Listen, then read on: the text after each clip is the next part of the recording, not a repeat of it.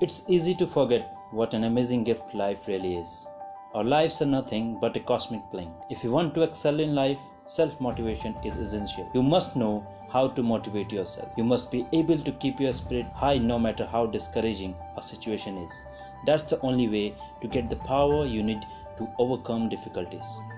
Those who are discouraged in difficult times are certain to lose even before the battle is over. Be not afraid of life. Believe that life is worth living, and your belief will help create the fact. कौन कहता है आसमान में सुराख नहीं हो सकते, एक पत्थर तो तबीयत से उछालो यारो। ये पंक्ति आपने कई बार सुनी भी होगी और भली भांति जानते भी होंगे। जी हाँ, इंसान के हौसले और साहस से बड़ा कोई भी लक्ष्य नहीं होता। अगर इंसान ठान ले तो किसी भी लक्ष्य को पा सकता है। अफसोस कि हमारे समाज में ऐसे लोगों की बहुत बड़ी कमी है, और अगर हमें कोई ऐसा मिलता है तो हम उसे अपना प्रेरणा स्रोत मानते हैं। तो आइए दोस्तों, welcome everybody to the social mirrors very first episode of my heroes, जहाँ पे हम आपको ऐसे शख्सियत से मिलाते हैं जो ज़िंदगी को कहते हैं कि भैया कुछ भी हो जाए मैं नहीं हार मानने वाला।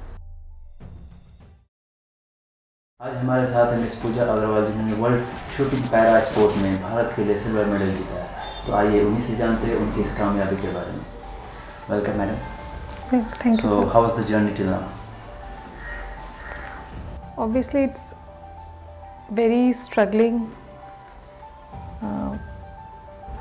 डिफ़िकल्ट होता है इस स्टेज में, फिज़िकली इस स्टेज में इतना सब कुछ करना, जॉब के साथ साथ सोसाइटी को फेस करना।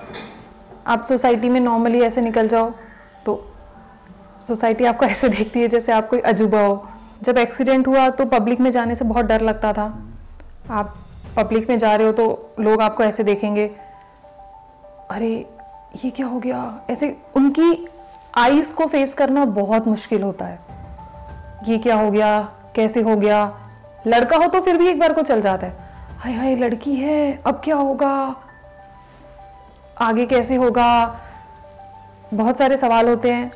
पेरेंट्स भी उस करके डर जाते हैं, लोगों के सवालों से डर जाते हैं। सोसाइटी आपको कई बार आपको नेगेटिवली मोटिवेट कर देती है।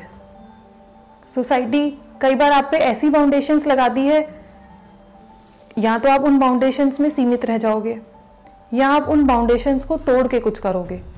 मुझे भी बाउंडेशंस फील हुई जब मैं जॉब करने लगी और मैं कुछ अलग करना चाहती थी, लाइक स्पोर्ट्स।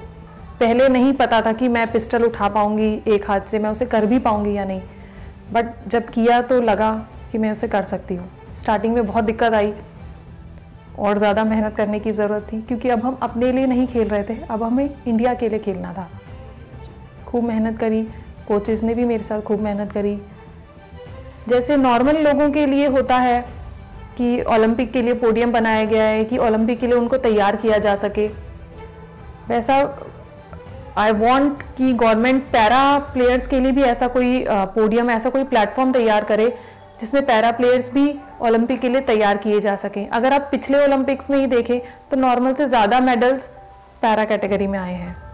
तो ये और भी बढ़ सकते हैं अगर गवर्नमेंट की तरफ से थोड़ा सपोर्ट मिले, शूटर्स को, सारे पैरा प्लेयर्स को सपोर्ट मिले तो और ज़्यादा मेडल्स आ सकते हैं इंडिया में।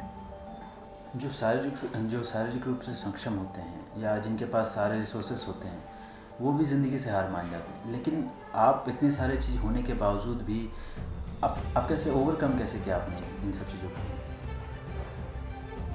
स्टार्टिंग में तो बहुत मुश्किल आई, लेकिन छोटी छोटी चीज़ों से मुझे हेल्प मिलती गई। जैसे छोटा सा एग्जांपल देना चाहूँगी। पहले मेरे लंबे बाल थे, मुझे लंबे बाल रखने बहुत पसंद थे, बट मुझे इंडिपेंडेंट होना ज़्यादा ज़रूरी था उस समय, तो मैंने अपने बाल कटवाए ताकि मैं अपने बाल खुद बना सकूँ।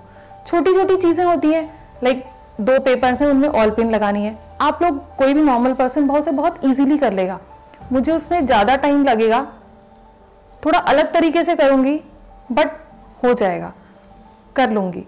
इसी तरीके से चीज़ें हैं, जब हम देखते हैं नॉर्मल इंसान वो चीज़ को कर पा रहा है, लेकिन जो शारीरिक रूप से अगर किसी को कोई प्रॉब्लम है तो वो उस चीज़ को अपने तरीके से करेगा, थोड़ा टाइम ज़्यादा लेगा, थोड़ा डिफरेंट तरीके से करेगा, लेकिन कर लेगा। वो छोटी छोटी चीज़ों से अपने आप में मोटिवेशन पाने की कोशिश करता है, अपने रास्ते देखने की कोशिश करता है। जब हमें सीधा रास्ता मिल रहा है तो हम सीधे रास्ते की तरफ जाते हैं, लेकिन जब हमें कुछ खोजना चाहते हैं तो हम हर छोटी छोटी चीज़ से भी कुछ ना कुछ निकालने की कोशिश करते हैं। वही चीज़ मैंने करी, जॉब के साथ छोटी छोटी चीज़ों में अपना टाइम निकाला, कहाँ मैं अपना टाइम वेस्ट कर रही हूँ, कैसे अपने टाइम को यूटिलाइज कर सकूँ। कुछ काम कर रही हूँ तो ठीक है, इस काम को अच्छे से करूँ ताकि इससे मेरा और अच्छा लगे। अपनी इम्पोर्टेंस फील होती है कि आप कहीं जा रहे हो तो ठीक है, आप किसी का कुछ काम कर रहे हो, आपका कुछ रूटीन है, आप कुछ ऐसा कर रहे हो जो जिसकी वैल्यू है। आप सिर्फ स्टिल घर पे बैठे नहीं हो, कोई सामान नहीं हो, आप कुछ कर रहे हो, किसी की हेल्प कर रहे हो। कोई अगर किसी को कुछ प्रॉब्लम है तो उसको हेल्प करके अगर वो स्माइल कर देता है तो आपको लगता है कि आपने उसकी लाइफ में कुछ पॉजिटिविटी छोड़ी है। फिर वो पॉजिटिविटी सिर्फ उस तक नहीं रहती, वो पॉजिटिविटी आप पर रिफ्लेक्ट होके आती है। तो इसी तरीके से है जो मैंने देखा है, एक ग्रुप बना है जिसमें सारे स्पेशली एबल्ड पर्सन्स हैं, वो सब एक दूसरे की हेल्प करते हैं, एक दूसरे को मोटिवेट करते हैं। उनसे मिलने से हमें कुछ नया सीखने को मिलता है। जो हमने अपनी बाउंड्रीज सेट करी हैं वो और ज़्यादा एक्सटेंड हो जाती है कि हम अब तक तो ये कर रहे थे लेकिन अब हम ये भी कर सकते हैं।